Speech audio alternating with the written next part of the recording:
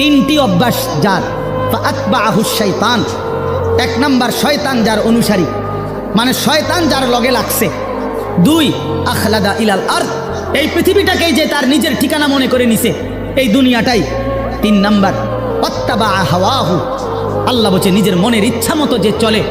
এই তিন কথা, শয়তান যার বন্ধু, শয়তান যার অনুসারী, যে জমিন বেঁচে থাকা পৃথিবীটাকেই নিজের ঠিকানা বানায় নিছে, আর মনের ইচ্ছা, মনে যা চায় তাই।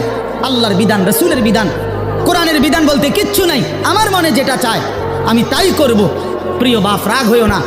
বাপ, সবাইকে বলি, আল্লাহর কোরআনে সূরা আরাফে আল্লাহ বলছে এইরকম চরিত্র যাদের, যে মনের ইচ্ছা মতো চলে, পৃথিবীটাকেই ঠিকানা মনে করে নিয়েছে, শয়তান তার বন্ধু হয়ে গেছে।